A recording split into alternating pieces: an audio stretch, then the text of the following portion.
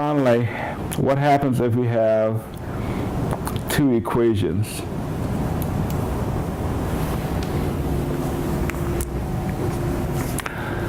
If you have an equation that have two radicals, I should say. Let's say if you had the square root of x minus the square root of, let's say 2x plus 1 equal to 3. Whenever you have this type of situation, you need to go a little further to isolate one of the radicals. You need to just select one of them. It doesn't matter which one, but you want to isolate one of them. I'm going to take the smaller one, which is x, the square root of x, and combine it with this, okay? So that means that you're going to get subtraction of the square root of x on both sides. Basically, once again, I'm trying to isolate this radical because, in my opinion, that's the largest one. So you want to isolate that. So in this case, this and this cancel out because the positive one and the negative one, it cancels. And then what we have here is negative square root of 2x plus 1 equal to 3 minus the square root of x. You know that you cannot combine those two things, so you just write it in that order. From here, I also suggest you get rid of the negative. The negative indicates it's the opposite of the radical. And all I need to do is divide both, and keep in mind there's a 1 there. I can divide both by negative 1. This cancels with that. So that will give us the square root of 2x plus 1 equal to, and simply means that you're going to change the sign of both of these things. And if I do that, I'll get the square root, I will get negative 3 plus the square root of x. And I'm going to write that a little better to indicate that you have the square root of x minus 3.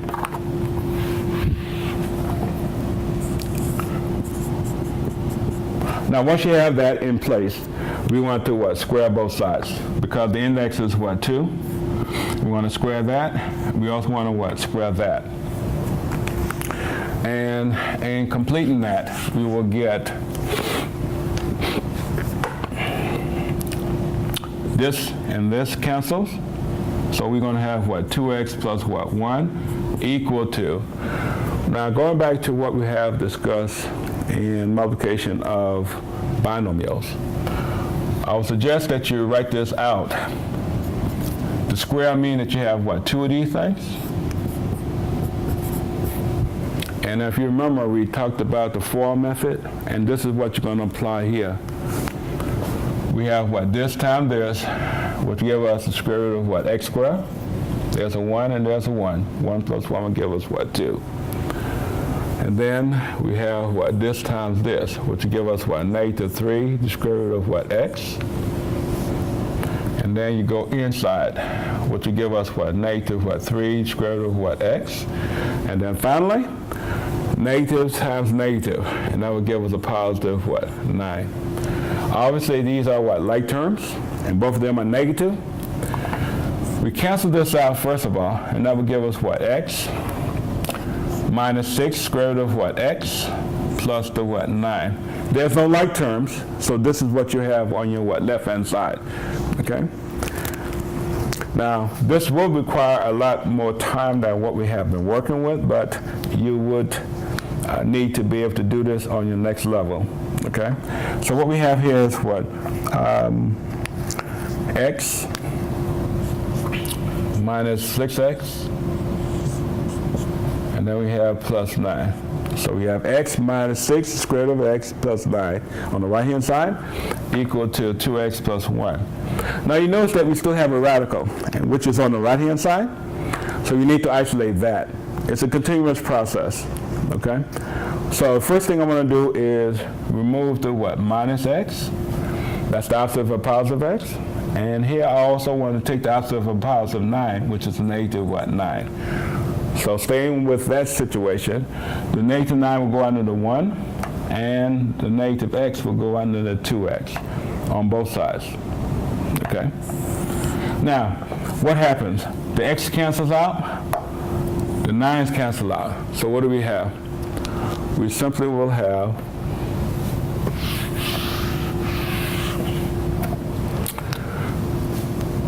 x, we have 1 from 2 will give us what, 1x. Then we have 1 from a negative 9 will give us negative what, 8.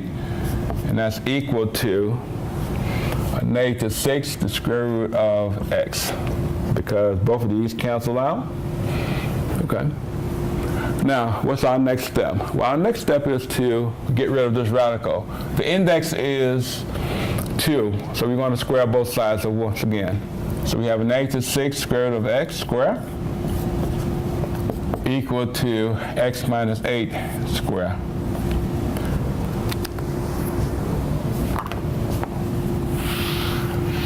Now, in multiplying that, again, I'm going to write it out. We have x minus 8 times x minus 8. Okay? And on the right-hand side, I will have, what is 6 squared? That's 6 times 6. 6 times 6 will give us a positive, what, 36? And then you have what? The square root of x times the square root of x, which will give us the square root of x squared, which will give us what? X.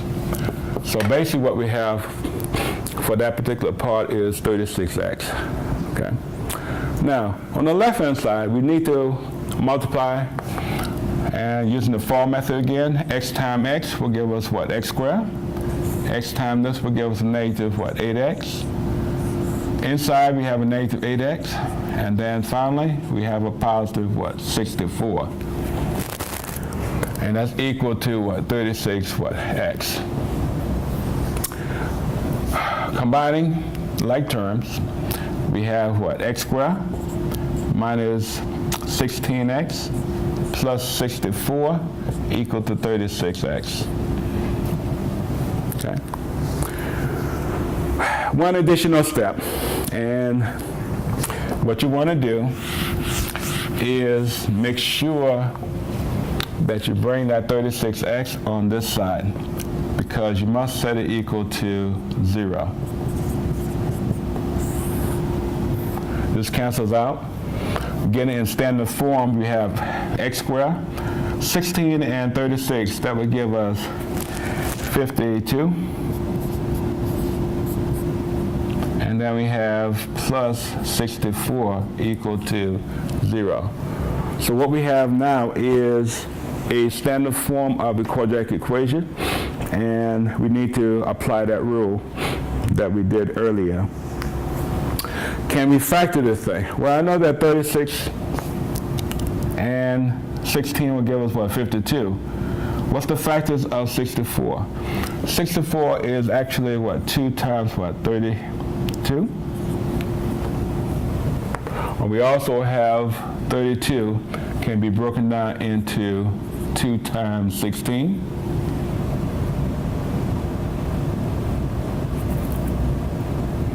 And 16 will be what? 8 times what? 2.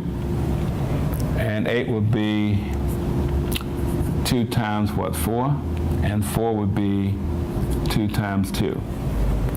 So basically what we have is how many 2's? We have 1, 2, 3, 4, 5, what? 6 of them. So basically it's what? 2 to the what? 6th power. Okay?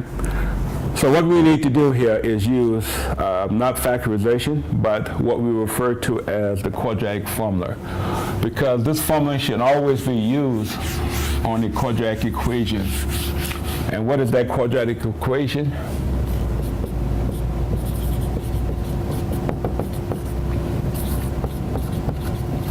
And that is x equal to negative b plus or minus the square root of b squared minus 4ac all over 2a.